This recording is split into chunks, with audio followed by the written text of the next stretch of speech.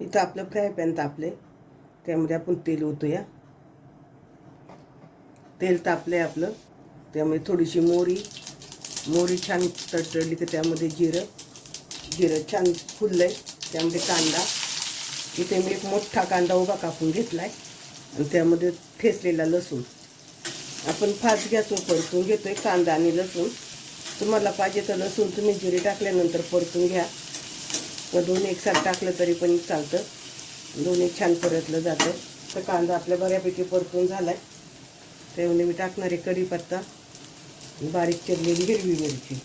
तिखटवाली हिरवी मिरची नाही, साधी हिरवी मिरची आहे. परतून घेऊ आपण.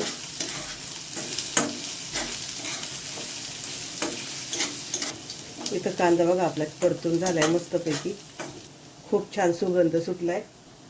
इथे आपण बटाटा एक किसून घेतलाय. मी बारीक किसणी न किसले, आपण खोबरं किसतो त्याने. तुम्हाला पाहिजे तर जाडे असेल किसणी तर त्याने किसा. धुतलाय आणि निथळत ठेवला होता, तो टाकून घेऊ याच्यात आणि परतून घेऊ. बारीक किसल्यामुळे पटकन एका वाफेतच शिजतो तो. वाफ नाही त्याच्यात, झाकण नाही ठेवायचं त्याच्यावरती. असंच मिक्स करत करत बटाटा पटकन शिजून जाईल आपला. मिडियम गॅस आपण परतून घेतो हे सगळं आणि एकसारखं परतवायचं, नाहीतर मग एक साईड लाल होणार, एक साईड सफेद राहील. त्यामुळे एकसारखं असं परतीत राहायचं. हे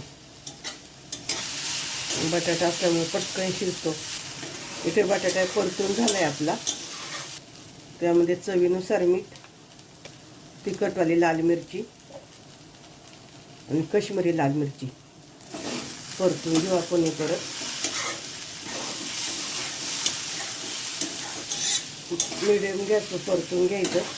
फास्ट गॅस केला ना ते खाली लागतं.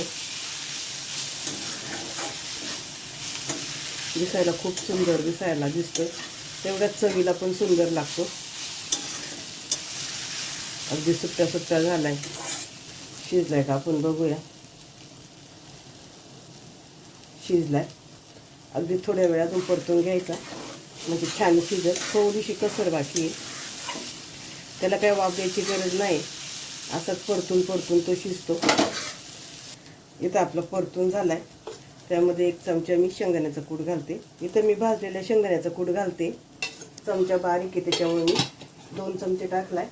शेंगदाण्याचा कूट टाकल्यानंतर थोडंसं खाली लागतं, एकसारखं परतवायचं. मग परतून झाली आहे, बटाटा पण शिजलाय. गॅस बंद करूया आणि वरतून कोथिंबीर. पण गॅस बंद केलाय, वरून कोथिंबीर टाकली आणि मिक्स करून घेतोय फक्त. चवीला अप्रतिम लागते. एकदा नक्की करून बघा आणि कशी झाली ही मला कमेंट करून नक्की सांगा. आणि माझ्या चॅनलला सबस्क्राईब केलं नसेल तर जाऊन सबस्क्राईब करा.